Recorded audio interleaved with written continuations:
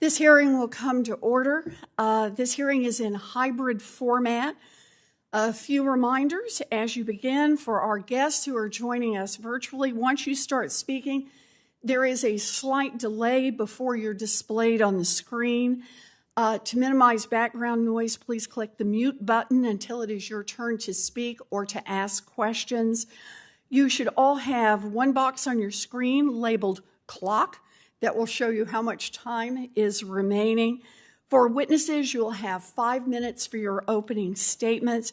For all senators, the 5-minute clock still applies for your questions. At 30 seconds remaining for your statements and questions, you're going to hear a bell ring to remind you that your time has almost expired. It will ring again when your time has actually expired. And to simplify the speaking order process, Senator Kennedy and I have just decided we'll go by seniority as people come in. What we're going to do is we're also in the middle of votes, just to add an extra layer of complication to all of this. So I am going to hand the gavel over to Senator Kennedy, who's going to get us started. I'm going to run vote, and then I'll come back and he can do the same. So thank you all for being with us. Thank you. Thank you, Senator Kennedy. All yours. I don't have a very elaborate opening statement. I want to thank all of you for being here. If there are problems in our private equity markets, I would like to hear about them. I consider private equity, and we can talk about the definition today if you'd like, to be an essential part of the free enterprise system. I mean, stripped to its bare essential, all a private equity investment is a decision by one willing buyer and one willing seller. And that happens every day, billions of times every minute in the American economy.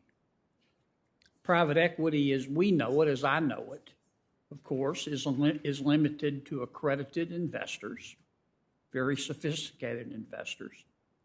I'm a former state treasurer and sat on the boards of a number of retirement systems. I know in the retirement systems with which I'm familiar, private equity is a huge part of those retirement systems investments. So put me in the corner of pro-private equity. But certainly and I say that because I'm pro-free enterprise. I'm not real fond of neo-socialism. I think neo-socialism is just trickle-down poverty, and it bothers me that our store shelves are starting to look like the store shelves in Cuba and Venezuela. That concerns me a great deal. So let's get started. I can't see without my glasses, and even with my glasses, I can't see that far.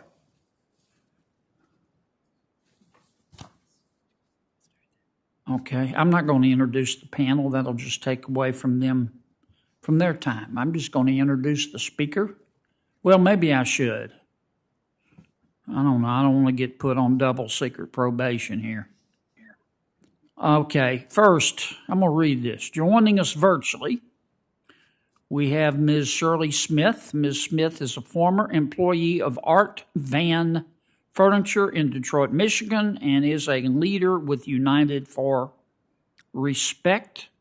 Next, here in person, we have Ms. Peggy Malone. Ms. Malone is a registered nurse at Crozer, did I say that right? Chester Medical Center in Upland, Pennsylvania. Joining us virtually, we have also the Honorable Frericks. Did I say that, Mr. Treasurer, correctly?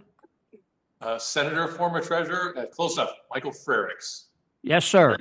Mr. Treasurer, welcome. We also have Dr. Eileen Applebaum here, who's the co-director of the Center for Economic Policy and Research. And we have Dr. Doug Holtz-Eakin, President of the American Action Forum. And lastly, we have Mr. David Burton, Senior Fellow at the Heritage Foundation. Let's start. Well, Well, let's start with our panel here. How about Mr. Burton? Thank you. My name is David Burton. I'm Senior Fellow in Economic Policy at the Heritage Foundation. I'd like to thank you, Senator Kennedy, Senator Warren, and the other members of the committee for the opportunity to be here. Entrepreneurship is vital to innovation, improved productivity, better products, better wages, and prosperity throughout the country. Private capital markets are by far the primary means by which entrepreneurs raise capital to launch and grow their business. Private equity, broadly defined, is absolutely vital to the economic future of the United States. Private offerings account for at least $2.9 trillion annually in capital raised. In contrast, registered or public offerings raise less than half of that amount, $1.4 trillion. Regulation D is the most important means of raising private capital and accounts for approximately $1.7 trillion as of 2018. Now, public capital markets are in decline due to regulatory overreach. Firms go public much later in their life cycle. Fewer firms go public at all, and ordinary investors typically do not receive the returns from successful startups and entrepreneurial ventures because they go public so much later. Being a public company has become extraordinarily expensive, both in terms of the initial public offering costs, the amount of money you have to spend on lawyers, investment bankers, accountants, and so on, but also the continuing compliance costs and the annual regulatory costs, not to mention regulatory risks, the threat of being sued. The number of public companies has declined almost by half over the past quarter century, despite the real GDP growing by 80% and the population increasing by almost a quarter. There's a major effort underway now to apply the policies that have harmed the public market to the private market on a whole host of fronts, including ESG and what have you.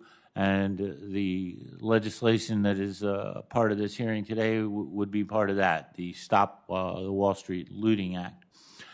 Private equity funds, narrowly defined, are also an important aspect of our capital markets. They're one of the primary means of keeping incompetent management accountable. They also are one of the primary means by which companies are turned around by an infusion of new equity capital.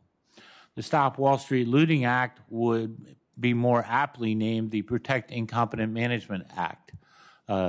It basically would erect a high wall and a moat around the management of companies that are failing and make it virtually impossible to mount a takeover that would be able to change the management and protect the continued existence of the company by replacing the management and also protecting the employees' jobs who work there and will lose their jobs in the event the company fails.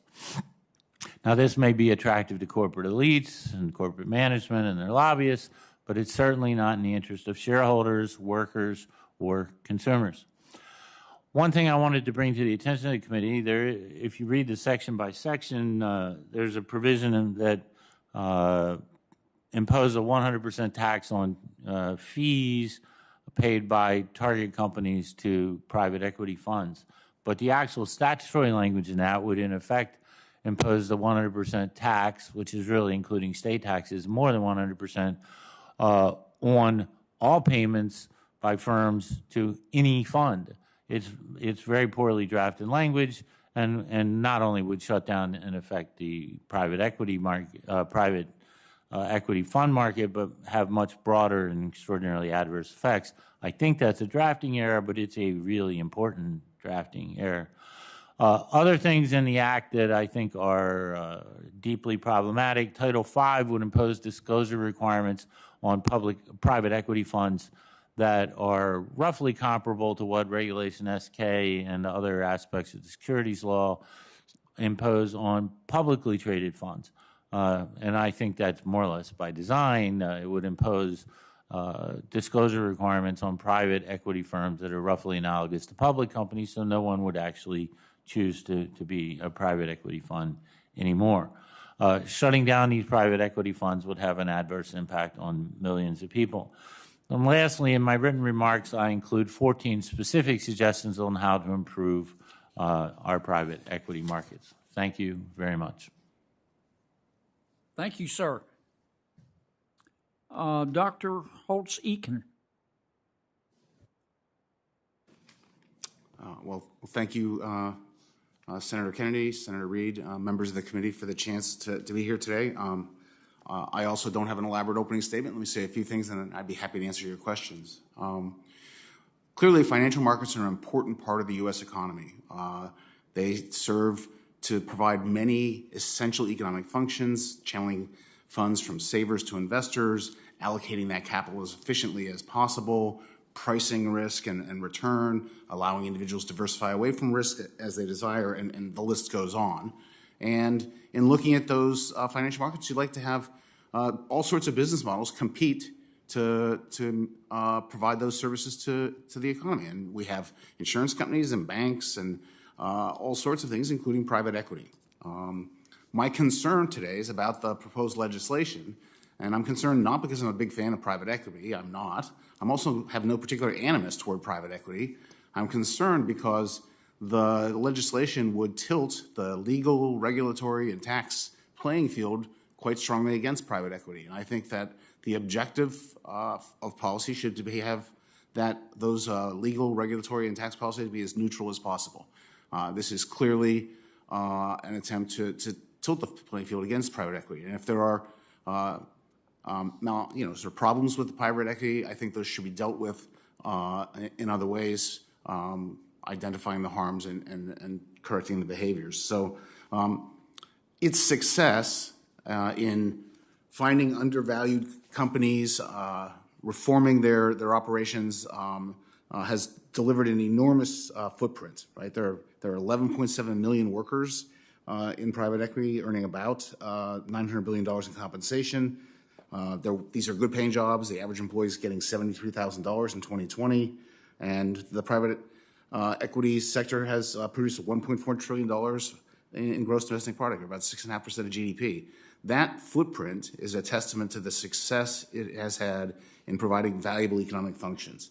The flip side is that this legislation would undo that, and that would come at a tremendous cost. The Chamber of Commerce estimates that the loss would range from somewhere between 6.9 to 26.3 million jobs in the U.S. economy, and returns that are up to $3.5 billion a year for investors. And so my hope is that the discussion can focus on what is good policy for private equity and others, and where there are, in fact, identifiable harms, to find remedies that aren't so sweeping as to disrupt the level playing field from a policy perspective. Thank you. I'm going to turn the gavel back over to our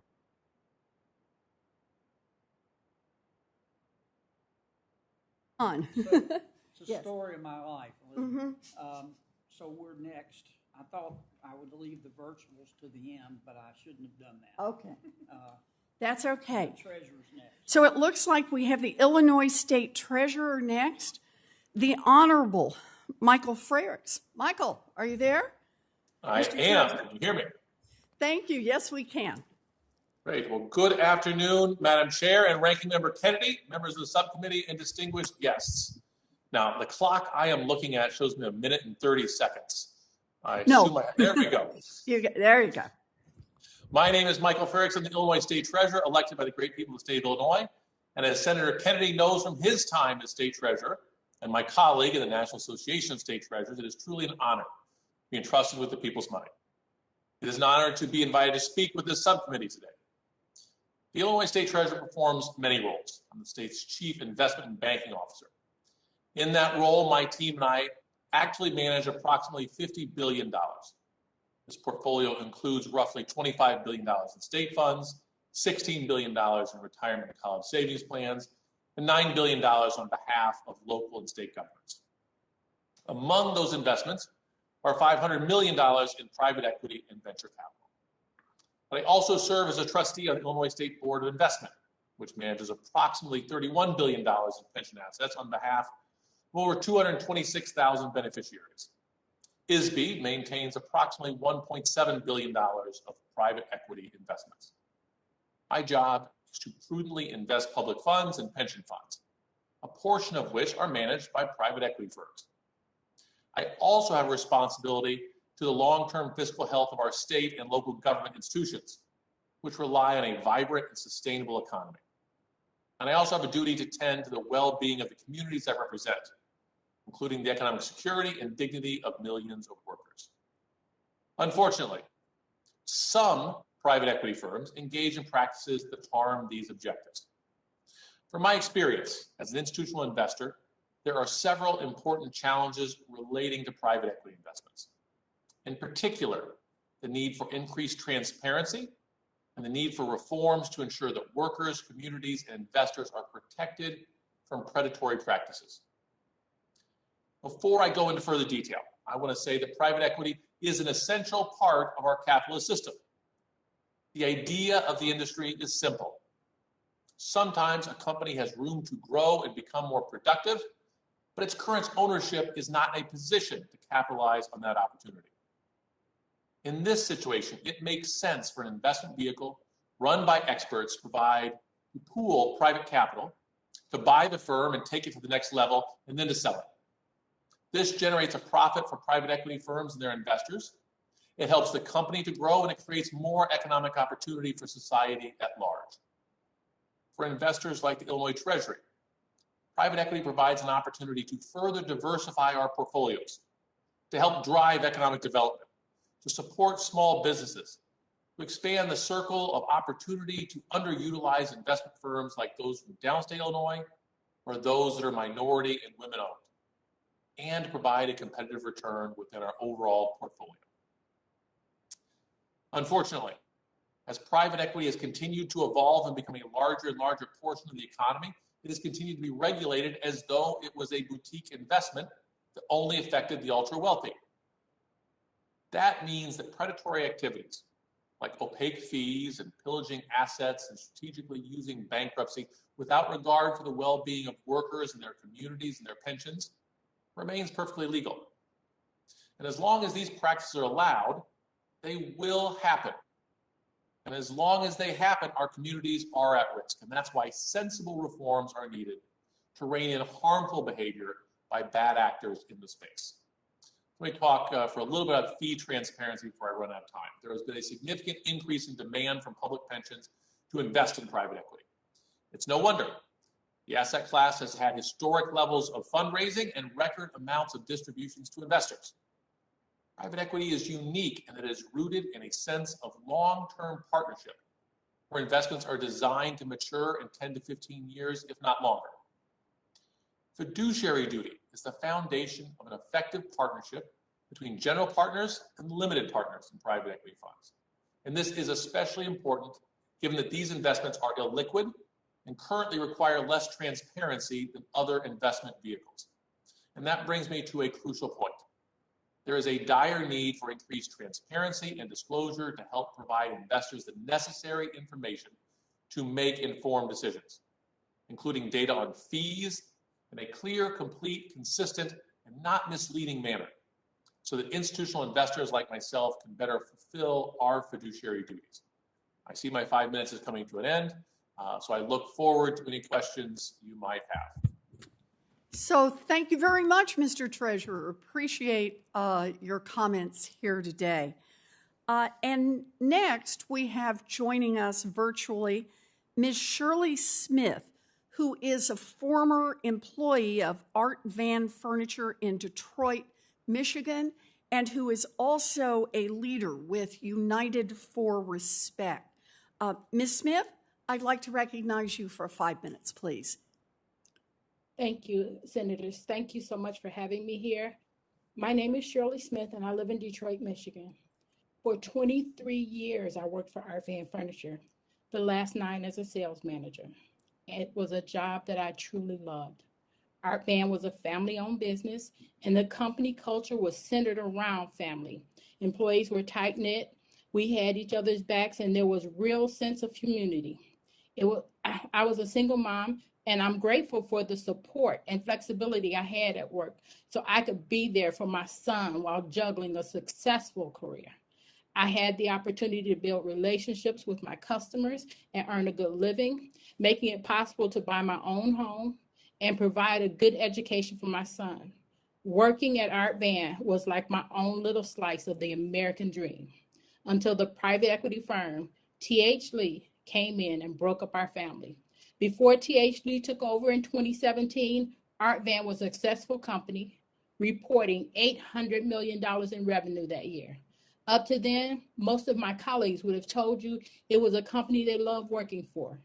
But those last 3 years were hell. It wasn't obvious right away, but a lot started changing.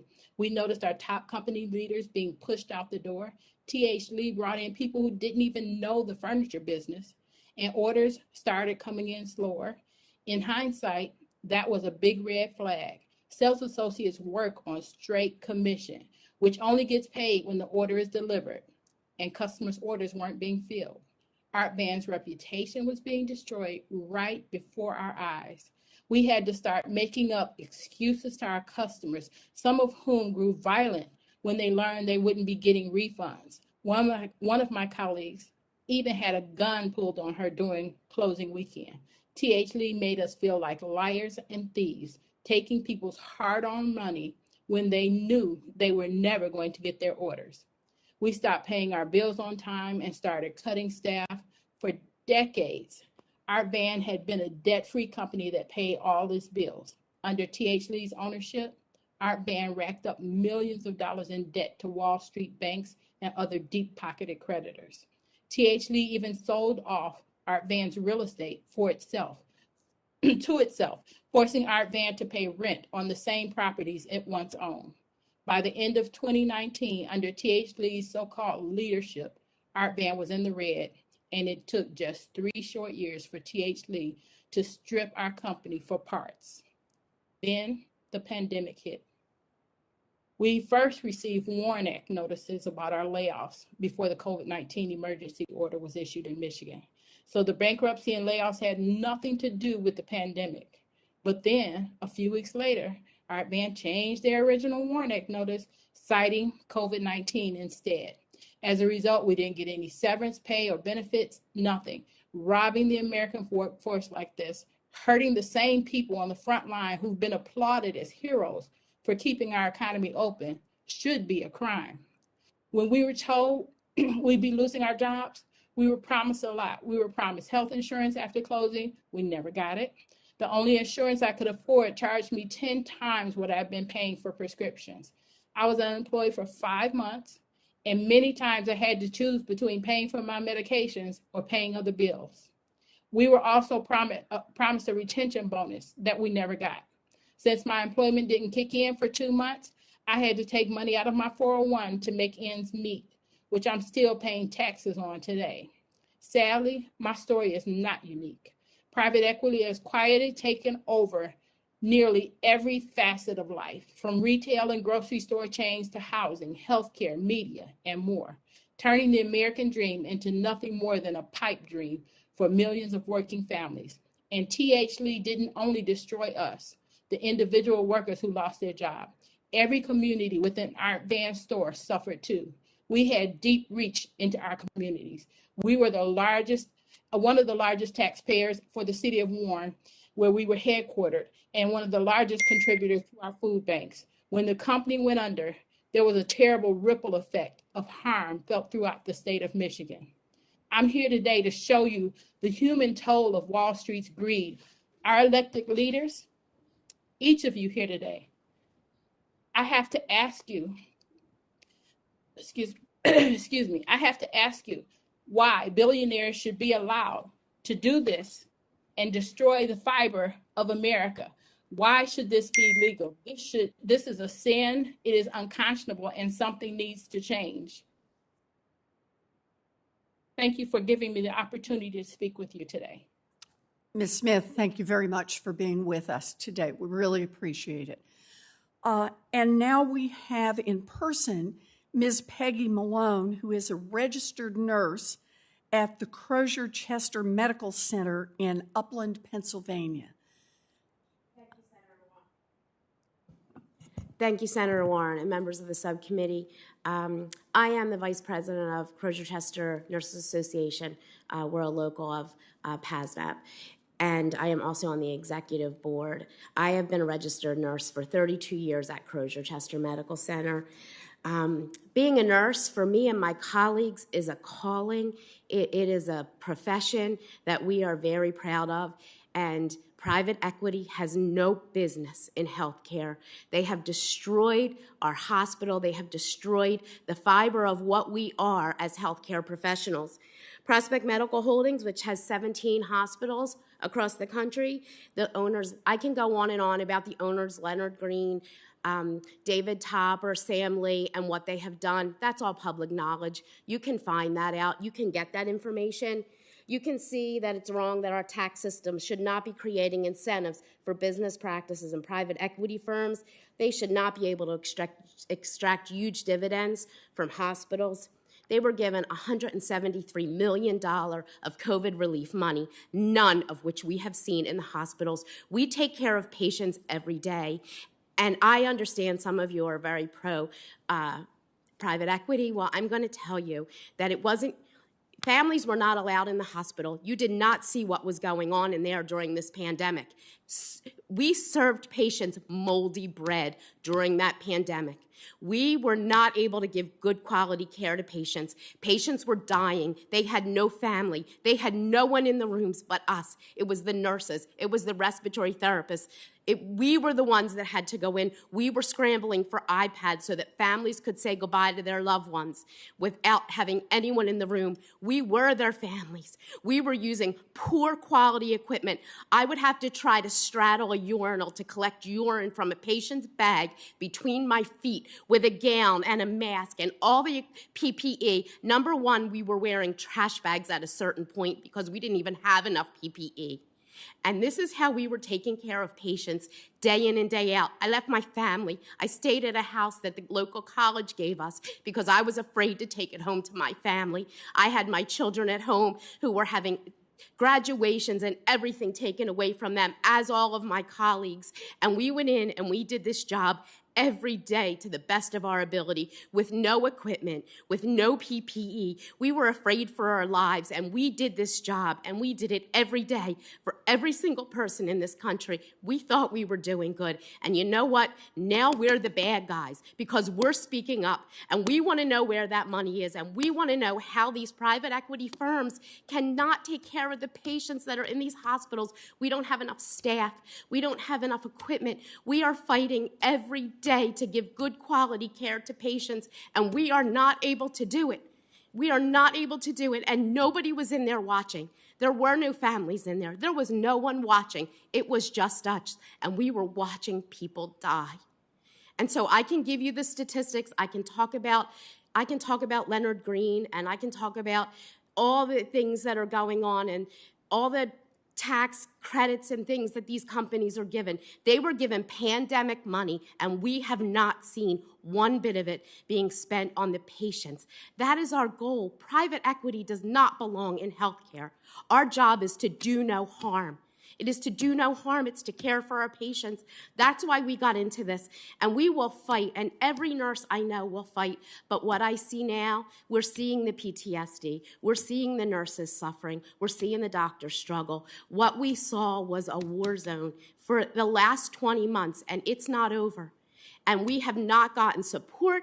We have not gotten support from our administration. We have not gotten the supplies that we need. We do not have the staff that we need. Private equity has no business in healthcare. So thank you, Ms. Malone, and thank you for the work that you have done. I lost my brother early in the pandemic, and he had no one with him except the nurses who showed up to hold his hand. I appreciate all that you've done, and I know it's been hard. We now have our final witness, and that is Dr. Applebaum. Dr. Applebaum, could you please talk with us a bit? Yes, thank you, Senator Warren, Senator Kennedy, members of the subcommittee. I'm very happy to be here to testify today. Private equity is a largely unregulated financial actor, and it is playing a growing role in both the U.S. Economy and in global economies. In 2020, global assets under management reached $4.5 trillion, and this is expected to double to $9 trillion by 2025, so it's a big and important player. In the U.S., private equity owns or backs 8,000 companies in every nook and cranny of the economy, in industries ranging from healthcare, as we just heard, to IT, to retail chains, to supermarkets, single-family rental homes, and payday lenders. They're in every part of the economy. The private equity industry and its companies employ nearly 12 million workers. Pension funds and other limited partners have been pouring money into private equity funds, seemingly unaware that it is really hard for any private equity fund to beat a booming U.S. stock market, and they have not beaten it. We find that the research has shown that the median private equity fund in every vintage since 2006 has just tracked the stock market. It hasn't actually beaten it. Yet fundraising by the largest private equity firms has reached stratospheric levels. It's not that investors in private equity don't see a return on their money. They do see it. However, the point is that they could have gotten the same return by investing in stock market index funds without all the risk. So that they're not beating the stock market is the point. You could have done as well in the stock market. The big private equity funds are just raking in money from institutional investors. In the last 5 years, Blackstone and KKR each raised more than $90 billion. This year, KKR has launched, and it was launching an $18.5 billion fund, $5 billion for its North America fund, and Carlyle has announced plans to raise $27 billion for its next fund in what would be the biggest private equity fund. It is not possible to take that kind of money, invested in, they have just a few years to deploy it, and to invest it in small companies. They invested really big companies, which do not give you much opportunity for turning them around. We've just seen the $38 billion purchase of Medline, a family-owned company, by private equity firms. You don't pay $38 billion for a company you think you have to turn around. With all that cash on hand, private equity is poised to buy up large swaths of the U.S. economy with no limit on how much debt they can lever on the company, with no limit on how much wealth they can take out, and no limit on how hard they can squeeze the employees. A study of examining private equity buyouts of public companies found that when private equity takes these public companies private, employment declines by 13% in just the first 2 years.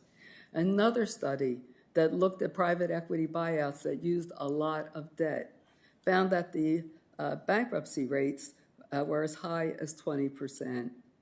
For affected workers, their families, and communities, this is devastating. But win or lose, the private equity firms always walk away with a profit. Thank you. Okay, John. Well, I want to thank Chairman Warren and Ranking Member Kennedy for allowing me to go first and ask questions. Senator Warren will return promptly from the vote. Dr. Applebaum, what do you believe to be the primary gaps in the regulation and supervision of private equity? I think that there's little recognition that what were once just leveraged buyout firms have now really developed many, many avenues for making money and for participating in the economy. So it's not just leveraged buyouts. It's also the credit funds, which I think are playing a huge role in a shadow economy. So the credit funds, so back in 2013, the regulators said to the banks, really, you shouldn't put more debt on a company than 6 times earnings, because our research shows that when you go beyond that point, the company is very likely to default on its debts, to experience financial distress, and to even go bankrupt. So they put that out there.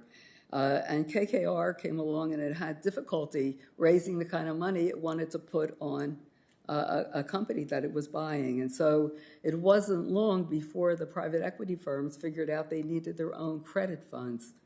And these credit funds, they act like investment bankers, but there is no banking regulation of them. So I think that's really a huge gap in our knowledge of what's going on.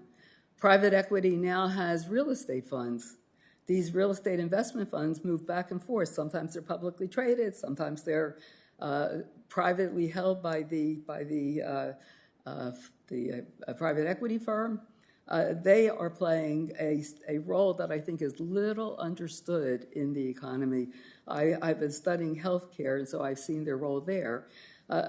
When you say that a chain like Stewart sold its real estate to a real estate investment trust, that would be a company that would be something that moves back and forth without much regulation and provides a lot of money to operators to go out and buy up, in this case, more hospitals. So we've seen a buying spree of hospitals by private equity or formerly private equity owned chains funded by the real estate investment trust. So they're in many aspects of the economy. We look to the SEC to say, well, shouldn't you be taking a look at them?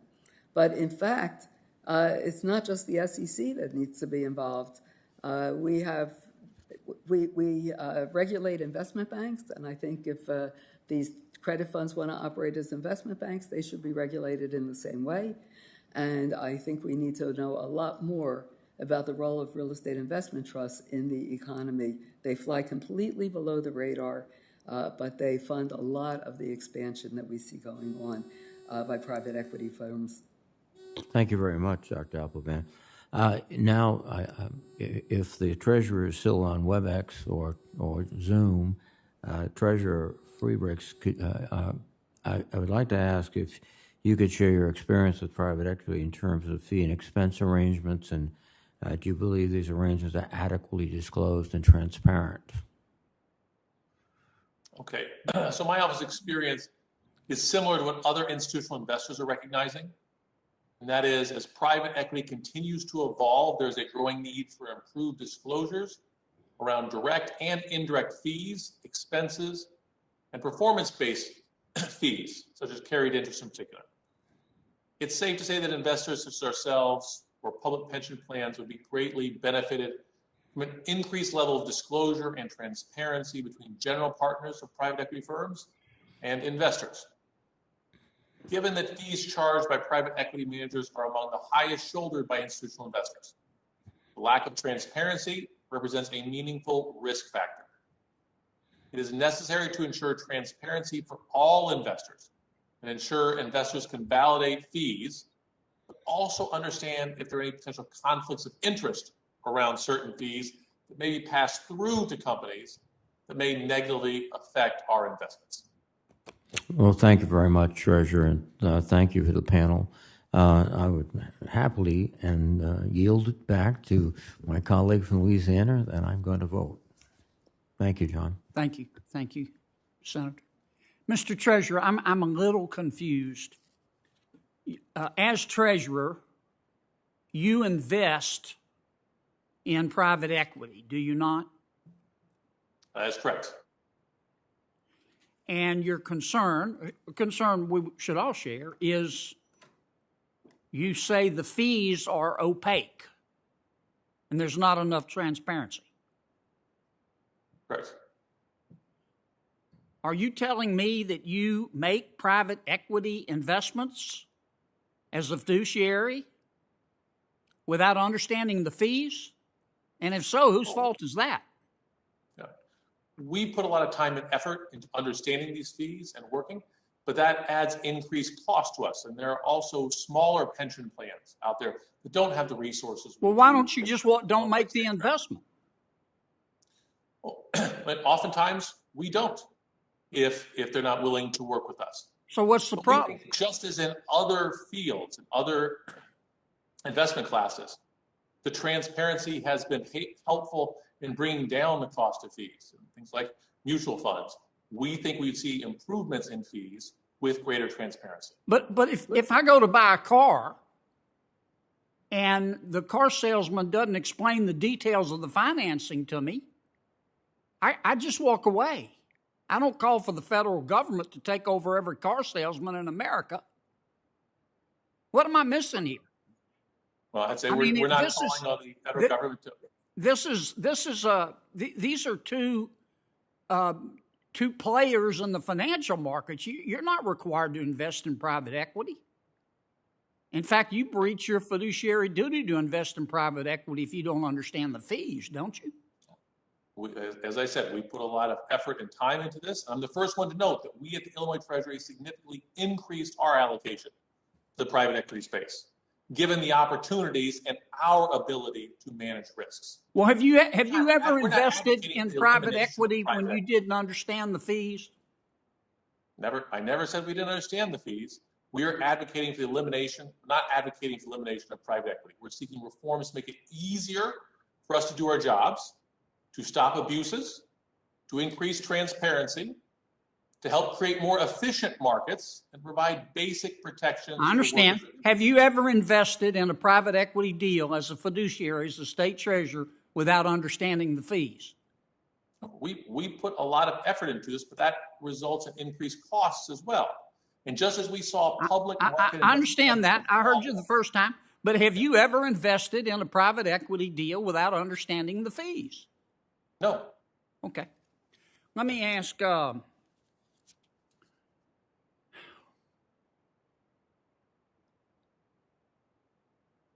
Dr. Holtz-Eakin, I've looked at this legislation. It'll gut private equity like a fish. I think that's correct. Now,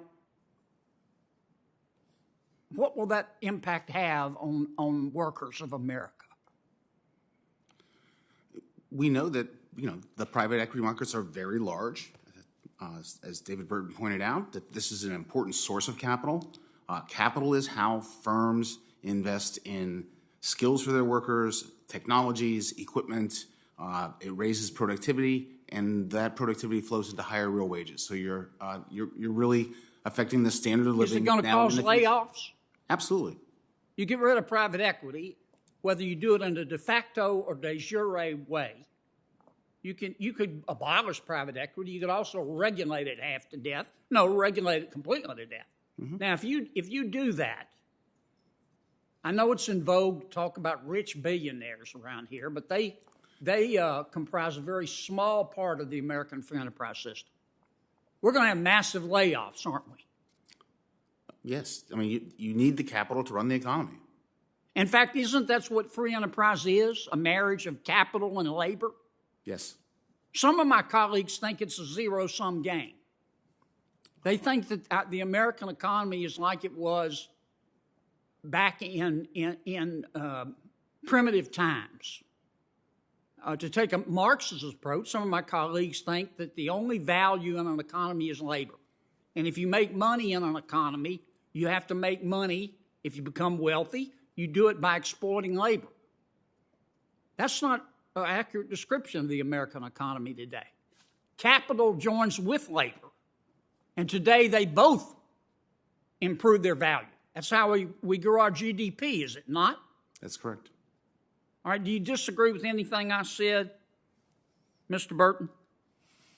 No, the one thing that you didn't really mention is it's not just capital and labor, it's also entrepreneurship and innovation, and it takes capital to innovate, to acquire new technologies, and that's how productivity improves, and that's how wages go up. If you don't become more productive through technological innovation or better management practices, then you can't see wages go up over any extended period of time. I also think there's sort of everything you said is absolutely true with respect to private capital markets. If we were to restrict private capital markets, we would destroy the United States economy because they're the most important means of raising capital for businesses and particularly for entrepreneurship. There's a more narrow case of these private equity funds that are basically engaged in acquiring failing public companies. Can I stop you because I'm way over time? Yep.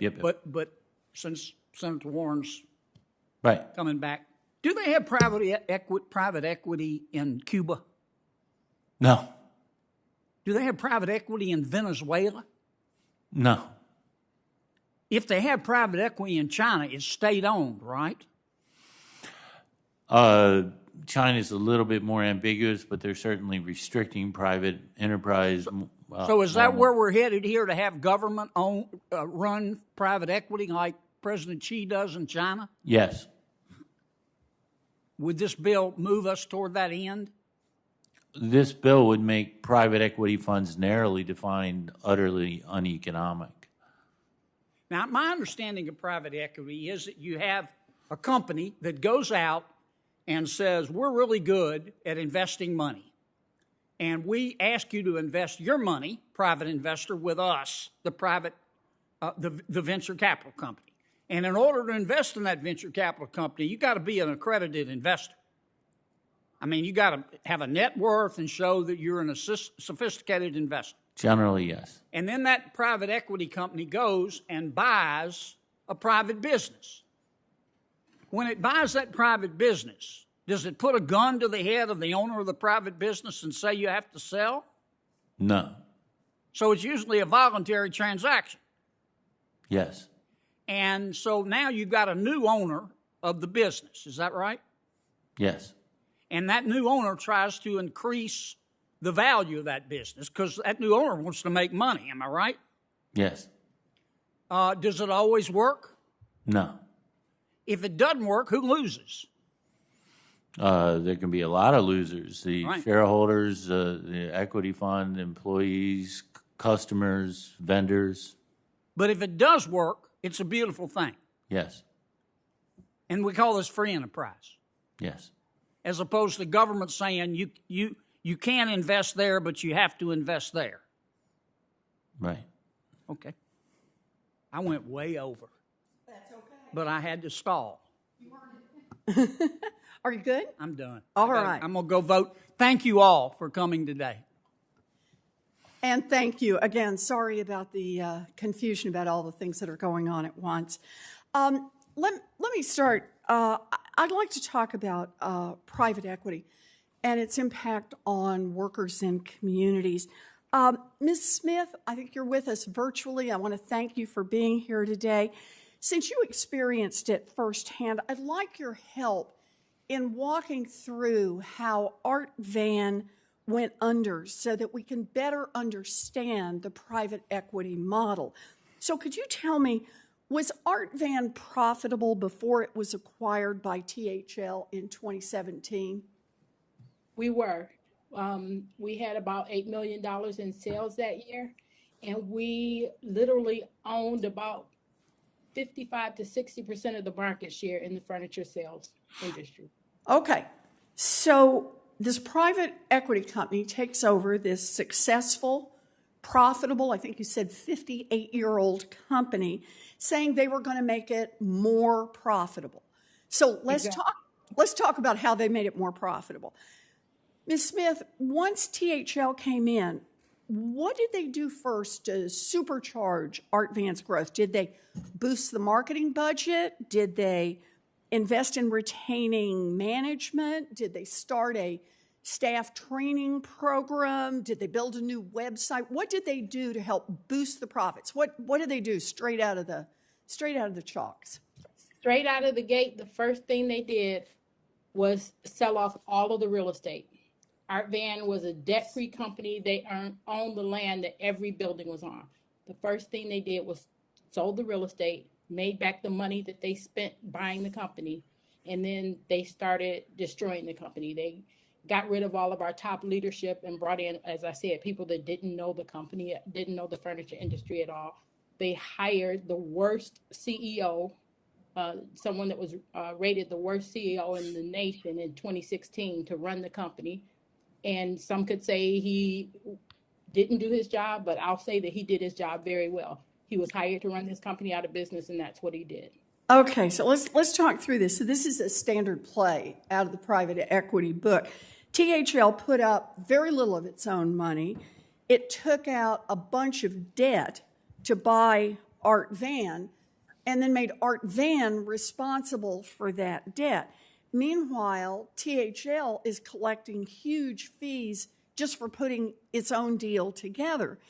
And then before the ink dries on that deal, Art Van, this once very profitable company, as you say, that had no debt, gets hit with now two big expenses. The new debt that THL put on the company, and now if they sell off all the real estate, it's not that they move out and shut down their business yet. It's that they got to pay rent on all the buildings that they used to own. THL, however, so Art Van is a whole lot worse off. THL, however, is a whole lot better off. They take some of that money from the buildings. They pay themselves back the money they'd originally invested in the deal, and then they just keep collecting fees on everything that's happening, including managing the rental property here. So now Art Van has its back against the wall. So let me ask you, Ms. Smith, at this point then, how did Art Van meet these new expenses? Did these investments in the business help boost revenue so they could offset these new debts? There were no real investments into the company.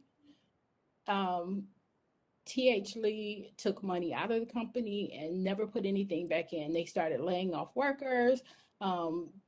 They kept advertising. The one thing they did was they kept the advertising budget up, but that was to keep customers coming in, spending money. But where the money was going, we don't know. They said that we were losing money. However, even though our actual intake might have dropped in dollar volume wise, our profit margin went up. Mm-hmm. So 7%. So when you talk about $800 million, 6-7% is a lot of money. So, all right.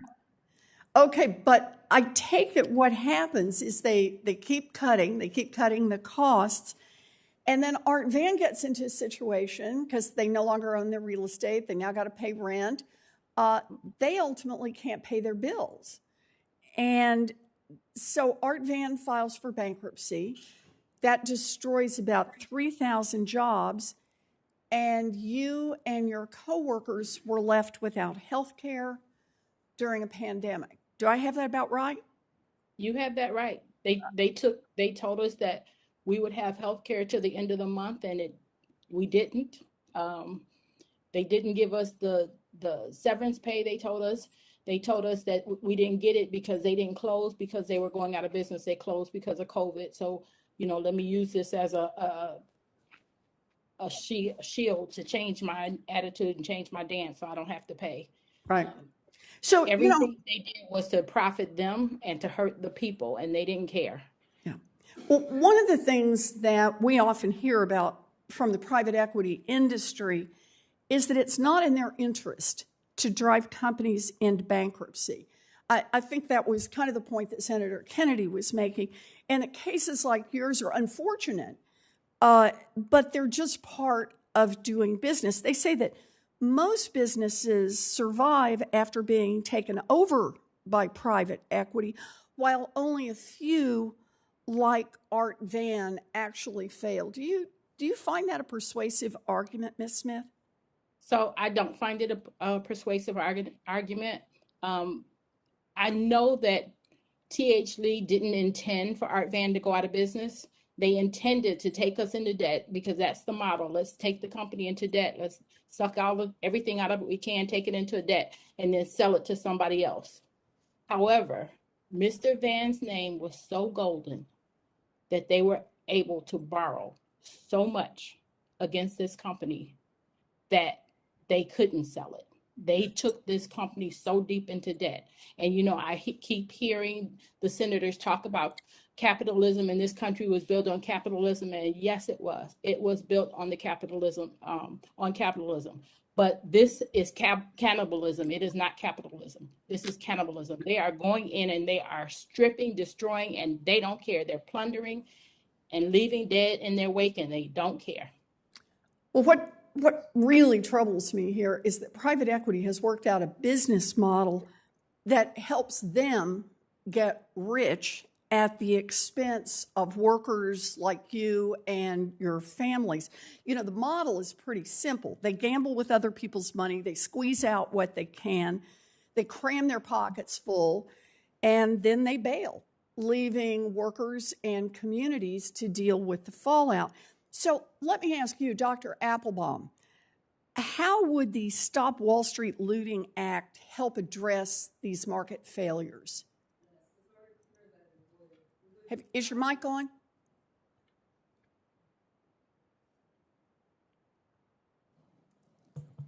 Yeah, thank you. So it's very clear that the Stop Wall Street Looting Act would play a role in these kinds of situations. It would require that the private equity firm keep some skin in the game. It would reduce incentives for them to load portfolio companies with excessive amounts of debt. Obviously, reasonable amounts of debt are not a problem. It's as our speaker just described, the amount of debt that they put on that company is what the problem was. And so it protects companies from bankruptcy. The act includes protections for workers in the case of bankruptcy, severance pay and other protections. And it also increases transparency. The institutional investors in these private equity funds have little to no information about the companies that the fund has acquired. And this would provide them with some information, break down that asymmetrical situation. And in my opinion, it would stop the worst abuses and encourage private equity to do what it says it does and help companies to grow and be successful. Thank you. Thank you very much, Dr. Applebaum. I'm just going to go to another round of questions since like I said, we're in a little mix and match here. What I'd like to talk about now is what happens when companies buckle under the weight of private equity debt and mismanagement and go bankrupt, and how workers and their families and communities have to deal with that fallout. We understand, and that's what happened in Art Van, that particular version of the problem, but even when companies don't go under, the consequences of the private equity playbook can still be devastating. In the worst cases, as we've seen with private equity's involvement in healthcare, people get sick and they die. So, Ms. Malone, you have been a registered nurse at Crozier for more than 30 years. Your hospital was acquired by Prospect Medical, which was owned by the private equity firm Leonard Green in 2016. Did you notice a change when private equity took over? Yes, almost immediately. We immediately saw staff was cut. We were unable to get supplies. We were told by vendors that bills had not been paid, and that's why we were not able to get supplies. I work in the substance abuse department. We were not able to have our acupuncturists come, our music therapists. They had not been paid in several months, and they were going to be unable to continue to come and provide their services to our patients. And we saw that happen pretty quickly. Staff was at a minimum, and the quality of the supplies, which when you have poor quality, it takes several more attempts to put an IV in. You're increasing your rate of infection. When you have poor quality Foley catheters, your instance of infection goes up. And so all of these things result in death. You have the potential every time you make cuts in staff, when you're giving nurses more patients than they're safely able to handle. You're just increased. We are constantly putting patients at risk. These are people's lives that we deal with. Workplace violence has increased. The people who are waiting, when you have 20 people over above what your emergency room holds waiting to be seen, the staff we're abused, we're physically abused, we're verbally abused. I mean, the trickle down of the cuts that this company made almost immediately, we're still feeling. And unfortunately, the pandemic happened, and so everything is being hidden under the guise of this pandemic. These things were happening long before the pandemic, and they're using the pandemic as an excuse that there's a nursing shortage, that we can't get supplies, when the reality is they're not providing us with what we can have. There isn't a nursing shortage. There is a shortage of nurses who are willing to work at the bedside under these kind of conditions. We take an oath to do no harm, and we are no longer able to do that. Nurses are fleeing. I can tell you of 20-plus nurses who have left Crozier in the last 2 weeks. Mm-hmm. So you're saying here, just so I can get this together with private equity, so they cut staffing, cut supplies, that reduces the quality of patient care, and in fact increases infections, ultimately mortality rates. Talk to me just a little bit, though, about other parts out of the playbook. For example, what did they do with the real estate in your case? So they did sell the real estate, and so they, once again, they made a large profit. Leonard Green took $400 million out of Prospect Medical. So they took how much money out of the? $400 million. So they take $400 million out. Correct. While they're laying off people, shortchanging you on supplies. Yes. They took all of that money, and they had made a commitment. They had made a commitment to make a $200 million investment in our hospital as part of the acquisition deal, and none of that has happened. None of it happened. This is not a business model. This is looting. It is, and unfortunately, we're seeing it all around the healthcare sector, including, as COVID has made painfully clear, at nursing homes. Private equity firms have been buying up nursing homes, and the consequences have been deadly. Researchers have found that private equity ownership, quote, increases the short-term mortality of Medicare patients by 10%, end quote. That implies that more than 200,000 people died between 2000 and 2017 simply because they lived in a nursing home that was owned by a private equity firm. So, Ms. Malone, from what you've experienced with private equity at your hospital, does the fact that private equity ownership has been found to kill people in nursing homes surprise you? No, it doesn't. It doesn't at all. Private equity firms are focused on making the biggest profit. They're not focused on providing the best care. And I don't ever see how their incentives could be aligned with patients and staff. It just doesn't work that way. These are people's lives. Right. I think I misspoke on the number of deaths. I think I looked down and said 200,000 instead of 20,000. One death is one death. It's too many. Too many. So this is one of these things we need to act.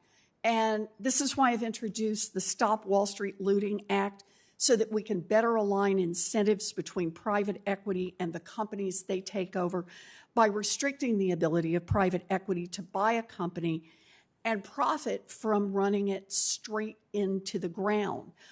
This is a bill that would ensure that private equity has skin in the game, as Dr. Applebaum was talking about, because if private equity has skin in the game, maybe they will think twice about their actions, especially when their looting leads to increased illness, suffering, and death among our most vulnerable people. So thank you very much, and thank you for being here. I appreciate it, Ms. Malone. Shall I do another round of questions? All right. Right here. Here we go. All right. This is what happens when you get out of order here. You guys just have to take me straight through on this. So I want to talk about the returns. Let's talk about the financial part of this now, the returns from private equity investments. After all, private equity keeps scooping up money because they promise super high returns, higher than more traditional investments like stocks and bonds. In fact, That's why giant private equity firms get the big fees. They supposedly deliver big returns. Strong and steady returns are important. Public pension funds and retirement security of teachers and firefighters and local government employees across the country depend on these returns. So it's no wonder that pension funds and other institutional investors would find private equity's promises so very attractive, and why they might be willing to tolerate the risks and even the consequences that we've talked about today. So let's start with the data. Dr. Applebaum, you've studied market returns in detail. This is pretty much your specialty. So let me ask you, does private equity outperform the market?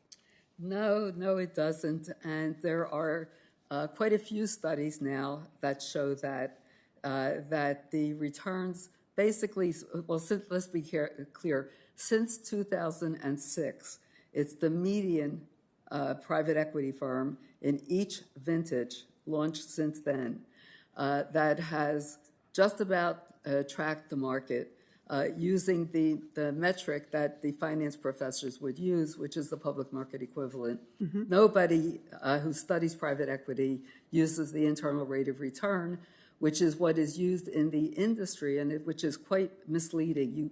You never get the amount of money that the internal rate of return suggests to take to the bank. That's not money you can take to the bank. If we have time, I can tell you all about what's wrong with the IRR, but what the researchers used at the public market equivalent, and what they find is that since 2006, the median fund, the typical fund, has not outperformed the market. That means half of the funds are underperforming the market. Right? So, but that means for 15 years now. Yes. I just want to be crystal clear on this. For 15 years, the typical private equity fund has failed to outperform the stock market, which sounds a lot like private equity has been fooling everyone for the past 15 years. So let me ask Dr. Applebaum, if the typical private equity fund is not generating the returns that the private equity industry claims it does, then what are the investors paying for? Yep, that's a very good question. And of course, as you know, they are paying billions of dollars in fees. I mean, those fees really add up. So I'm just going to point to a study by Oxford University finance professor Ludovic Philippou. He calls private equity funds billionaire factories. They produce little for investors, but they make the private equity firm partners billionaires. Wow. So teachers and firefighters are being asked to take money out of their retirements to pad the pockets of private equity billionaires, and they aren't even getting the above average market returns that they thought that they were paying for. Is that a fair summary? It is definitely a fair summary, and you have to remember that these are risky investments, and the idea at the beginning was that they would get a return that was 3% above the market to reward them for the risk that they're taking. Okay. And now they get no premium whatsoever. Okay, so they're getting no premium, but they're taking on more risk. So we have a chance here now to talk with the treasurer of the #1 state employee pension fund, the fund that is doing better than any other public employee pension fund. I mean, hurrah, right? This is not the one in the middle. This is the one way down on the top performing end. Treasurer Frerichs, you have been doing very well with private equity. Is that a fair statement? Yes, that's correct. Good.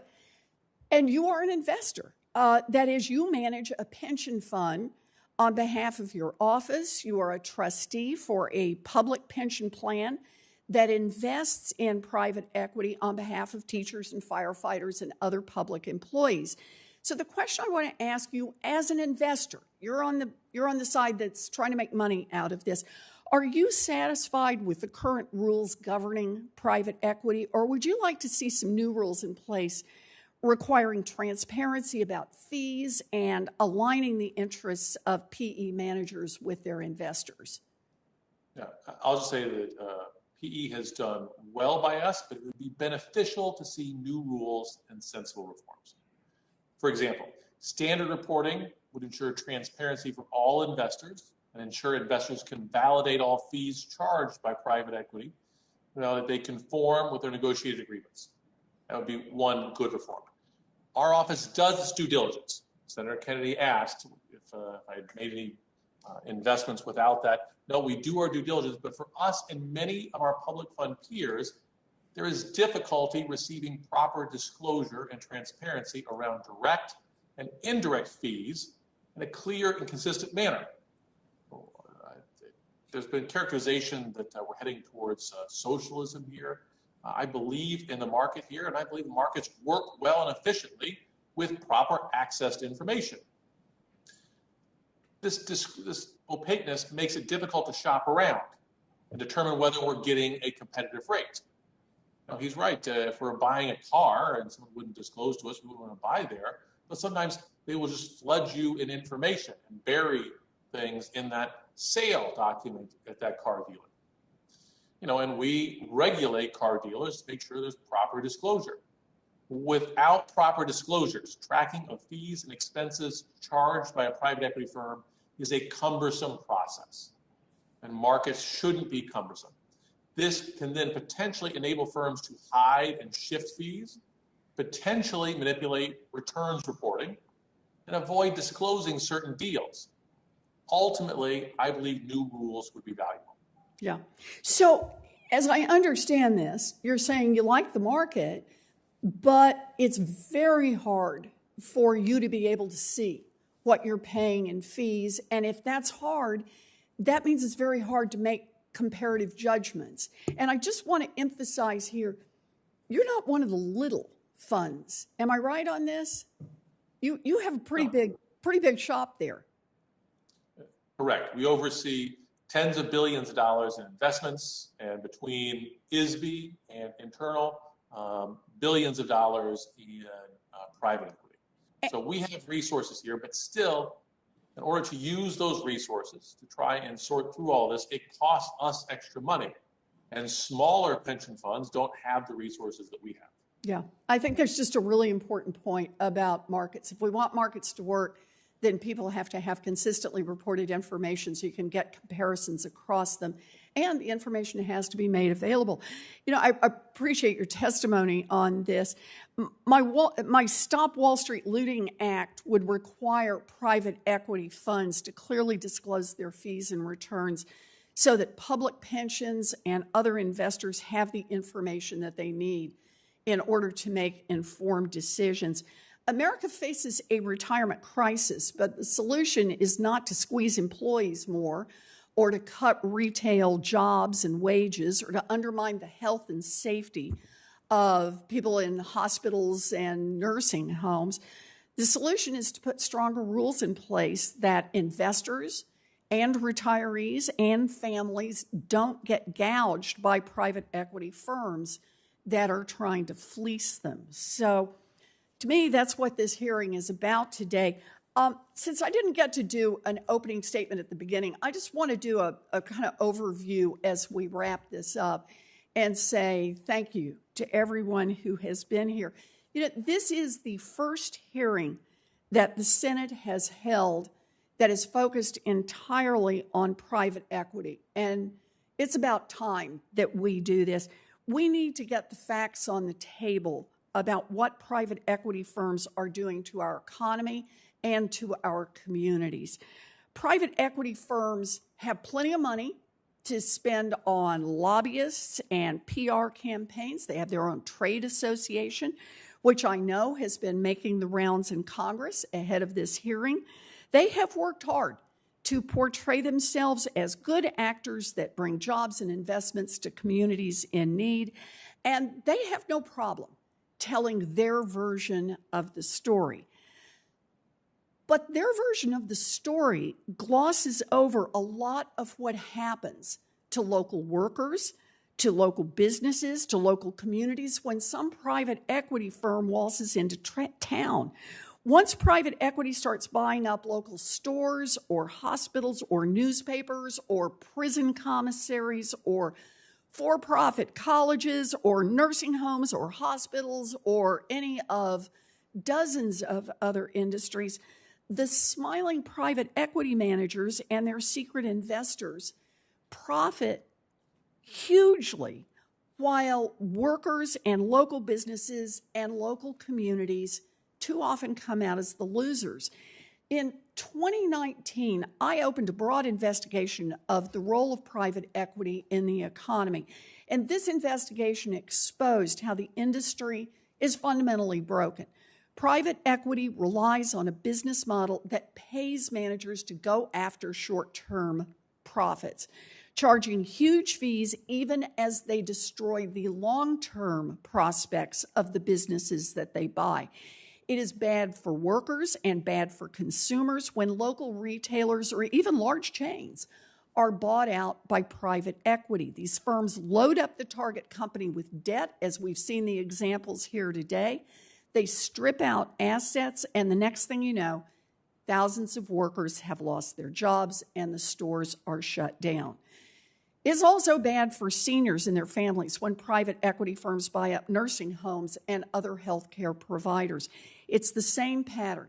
Assets are stripped out, cost-cutting runs rampant, and the quality of care declines with real consequences for people's health and for their lives. It's bad for students when private equity firms buy up for-profit colleges. The industry already has a bad record of ripping off students, and private equity just makes it worse. It is bad for communities when private equity firms buy up thousands of manufactured homes and the land that they sit on. Costs skyrocket, forcing residents to choose between paying the rent and paying for basic necessities like food and medicine. And meanwhile, the investments in these communities decline and conditions get worse and worse. And by the way, we will be hearing more about that particular abuse of private equity in the housing sector tomorrow at the Banking Committee hearing, and I'm looking forward to joining Senator Brown on that. What I see here is across the board in industry after industry, it's the same pattern. Private equity executives make off with massive short-term gains, and they leave workers, consumers, communities, and ordinary investors with pretty much nothing to show for it. And all of this has been magnified during the COVID pandemic. The companies that are owned by private equity firms have received over $5 billion in taxpayer money from the CARES Act. I appreciate your pointing it out in your case, Ms. Malone. Their record has only gotten worse. Private equity-owned nursing homes had a terrible safety record before the pandemic. Private equity-owned retailers were weighed down with debt and shut their doors for good. Private equity landlords laid in wait for the eviction moratorium to end so they could make more money, even if it meant kicking families out of their homes. What almost every American experienced as a crisis, private equity viewed as an opportunity. And I know we've heard from the private equity industry in response to this hearing. They say this is all for the best. We hear about the standard talking points that private equity firms employ millions of people and create big returns for pension funds for teachers and firefighters. But when you fact check those claims, it just turns out they're not true.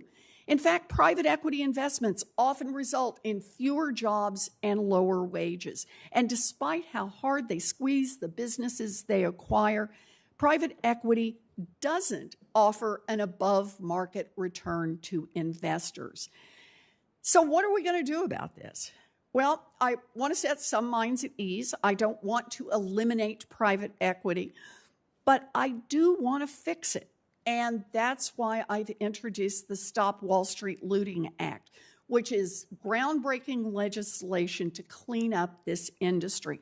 My legislation aims to make the entire industry more transparent and to end the misaligned incentives that create private equity's heads I win, tails you lose business model.